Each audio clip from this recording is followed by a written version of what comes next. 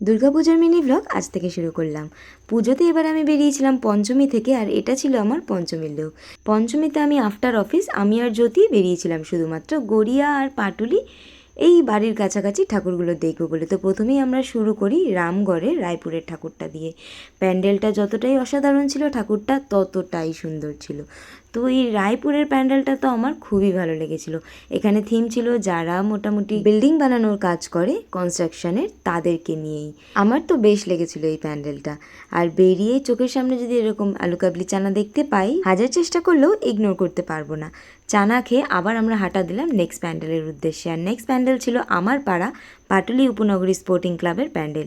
আর এই বছরের প্যান্ডেলটা মারাত্মক সুন্দর হয়েছিল, যেমন থিম, যেমন মিউজিক, অ্যান্ড সব থেকে বেটার এন্ট্রেন্সের গেটটা সত্যিই খুব ভালো লেগেছিল। আর তার সাথে ভেতরের সাজটাও খুবই সুন্দর হয়েছিল।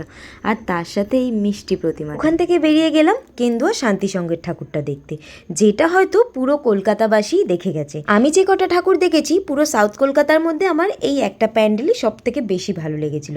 যদিও আমি টালিগঞ্জের সাইডের প্যান্ডেলগুলো দেখিনি, তবুও তোমরা জানিও তোমাদের মতে সাউথ কলকাতার এবছরের বেস্ট প্যান্ডেল কোনটা ছিল। তারপর ওখান থেকে বেরিয়ে গেলাম যাত্রা শুরু সঙ্গের ঠাকুরটা দেখতে। আর যাত্রা শুরু সঙ্গের প্যান্ডেলটাও মোটামুটি ভালোই করেছিল। অ্যান্ড ঠাকুর দেখে বেরিয়ে ওখানকার প্রত্যেক বছরের মতো মেলা, আর মেলা থেকে কিছু কেনাকাটি করার পর বাঙালির একমাত্র one and only option fried rice সাথে চিলি চিকেন খেয়ে আমরা ওখান থেকে বেরিয়ে পড়লাম গড়িয়ার নবদুর্গা আর পঞ্চদুর্গা দেখতে। গিয়ে পঞ্চদুর্গার প্যান্ডেল দেখে মনে হলো না দেখতে আসলেই হয়তো ভালো হতো, পাড়ার ঠাকুরগুলো এর থেকে আরও বেশি ভালো করেছিল।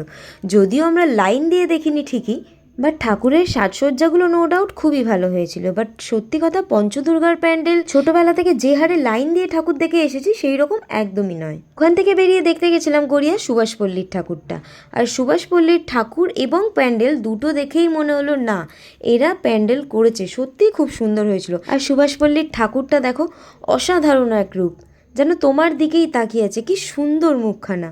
তারপর ওখান থেকে বেরিয়ে পঞ্চদুর্গার বদনাম করতে করতে আমরা ডিসস্যাটিসফাইড হয়ে চললাম নবদুর্গার দিকে। এবার তখনও আমরা জানতাম না যে নবদুর্গার প্যান্ডেলটাও ঠিক এরকম করেছিল। লিটারেলি প্রত্যেক বছরের মতো লাইটিং শো রাখে নবদুর্গায়। আর নবদুর্গায় গিয়ে ফাইনালি একটাই ভালো জিনিস লেগেছিল আমাদের, সেটা হচ্ছে এই ল্যাকমির মিররটা, যেখানে আমরা প্রচুর সেলফি অ্যান্ড ভিডিও তুলেছিলাম। দেন ওখান থেকে বেরিয়ে আইসক্রিম খেয়ে নিজেদেরকে স্যাটিসফাইড করে চলে গেছিলাম নাকতলার ঠাকুরটা দেখতে। এবছর প্রথমবার আমি নাকতলার ঠাকুর দেখতে গিয়ে লাইন দিতে হয়নি, আমি একদম ফাঁকায় ফাঁকায় ঠাকুর দেখে এসেছি। বাট আমার ওপিনিয়নে প্যান্ডেলের থেকে ঠাকুরের থিমটা বেশি ভালো হয়েছিল। এইভাবেই কেটেছিল আমাদের পঞ্চমীর দিনটা।